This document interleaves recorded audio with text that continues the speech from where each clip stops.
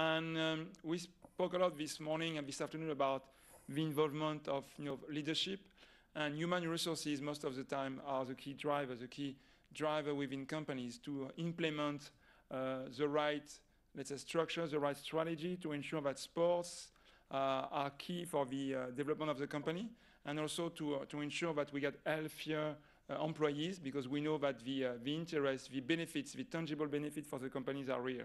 So now we're going to have a chance to listen to the National Association of Human Resources Director, and I'm glad to call the Madame Mrs. Ravache, the Secretary General of this association. Please come on the floor. We're going to give us some kind of feedback, of understanding about why sports, physical activity, engaging the employees within all the companies in France, especially in France, as a human resource director is critical for the development of the company and also for the good development of the society that the company lives in. Thank you, Mrs. Ravache. And I know that you've just been running, so thank you very much for being with us today. Thank you. Yes, I run, but it's okay. Thank you, ladies and gentlemen, for joining you in this special and amazing event. I'm talking about the French Association for Human Resources, and my president, a very close friend of your president, can't be here today, but I'm here to represent him. And if you don't mind, I'm going to speak in French for a while. So I had hard homework because I had several questions, and I'm going to try to answer each question you asked to me. Donc merci Président d'être là. Je vous rapporte les très amicales salutations de notre Président Jean-Paul Charlez. Aujourd'hui vous êtes réunis pour parler du sport en entreprise et donc nous avions évoqué plusieurs points qui semblaient intéressants à préciser de façon un peu claire.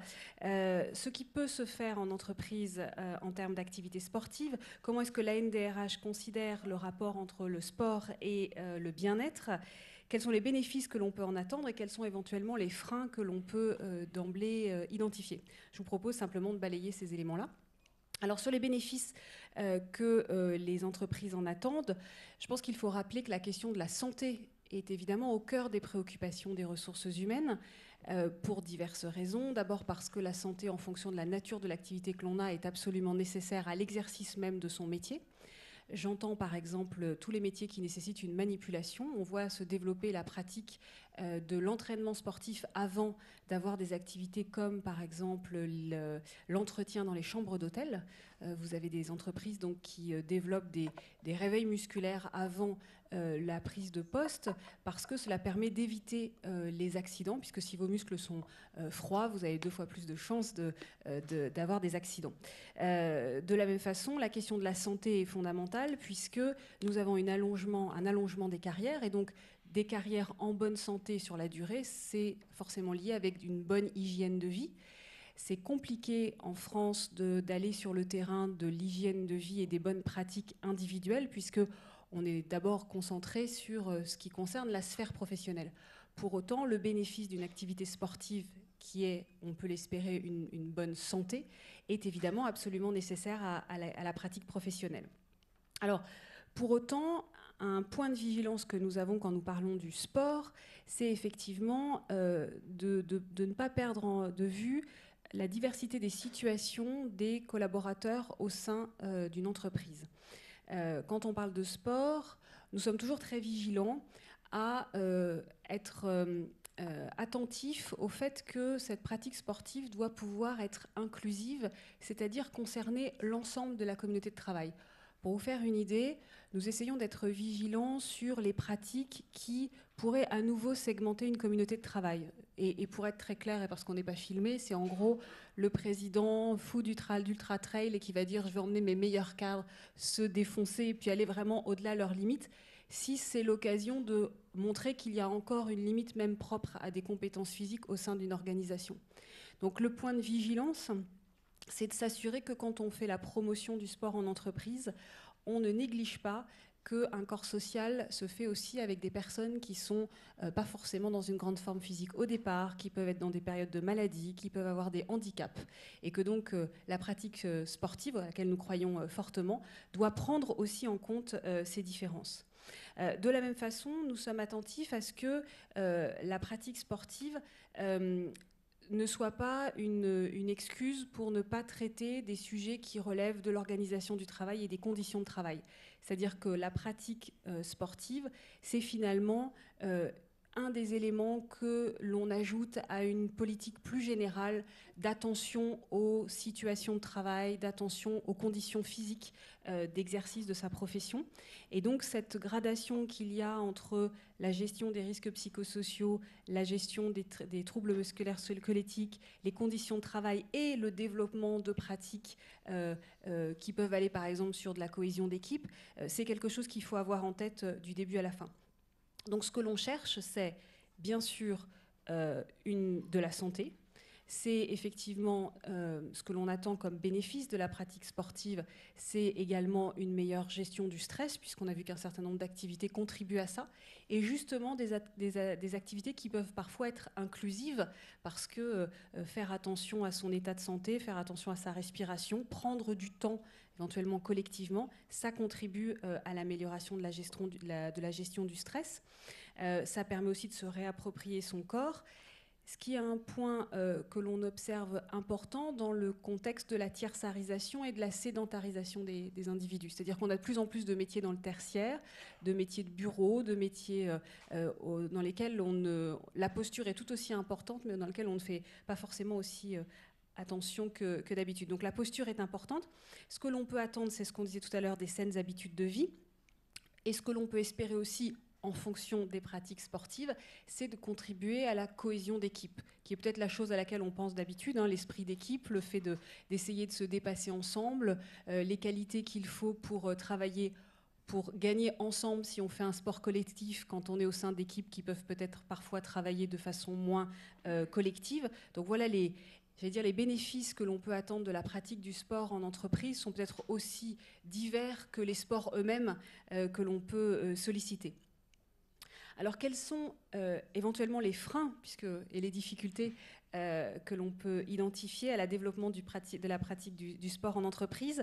Le point que je soulevais tout à l'heure, cette notion d'inclusion, qui n'est pas le premier frein, mais qui pour nous est un point d'attention.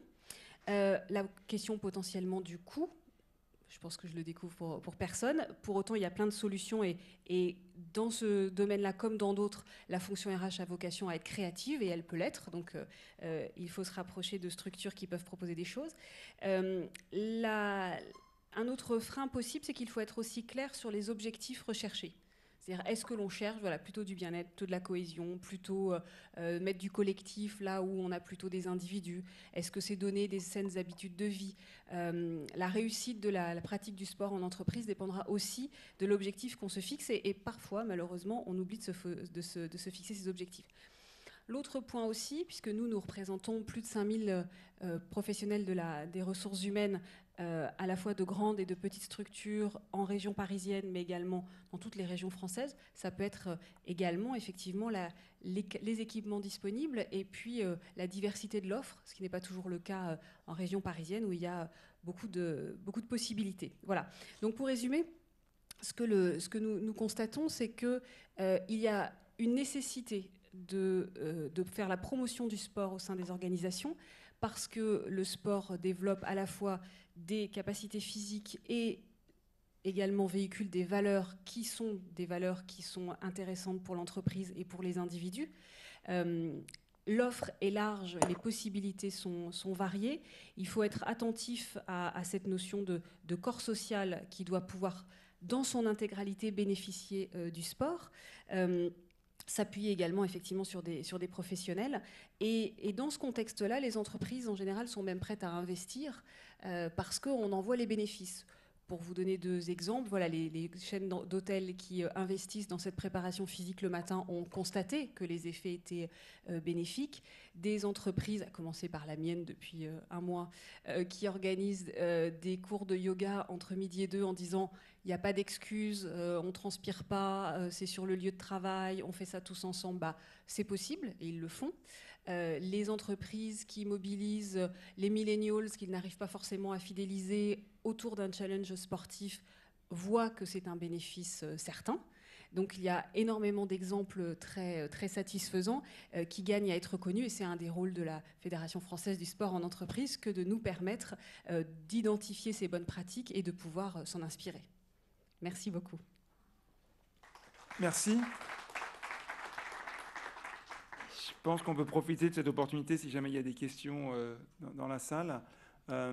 Avant, j'en aurais peut-être une. Vous avez parlé effectivement de best practice. Est-ce qu'aujourd'hui, vous les référencez, vous avez un guide, vous avez un document qui permet effectivement à l'ensemble de vos adhérents de pouvoir s'appuyer sur certaines pratiques qui fonctionnent?